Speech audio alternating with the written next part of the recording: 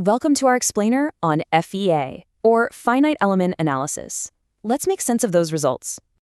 Okay, so you ran the simulation, and now you've got this rainbow plot. What's next? All right, let's break it down. We're going to walk through 4 steps to read these plots like a pro. This is what we call post-processing. It's all about turning raw numbers into smart engineering decisions. First things first, always check the displacement. This tells you how the part is actually deforming. It's a single value showing how much something moved, not necessarily in what direction. The colors tell a quick story.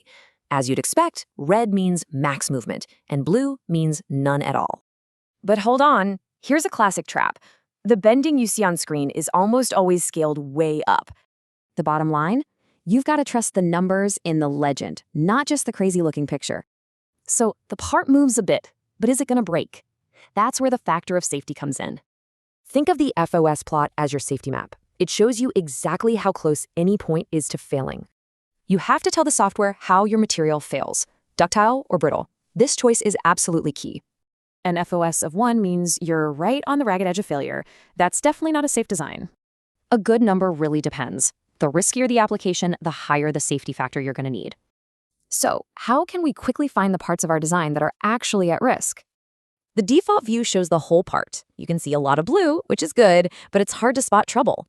But with a tool called ISO clipping, we can hide the safe areas and see only what needs to be fixed. And just like that, you go from a mess of data to a clear, actionable plan for your redesign. Okay, we're almost there. But before you finalize that report, let's do one last sanity check.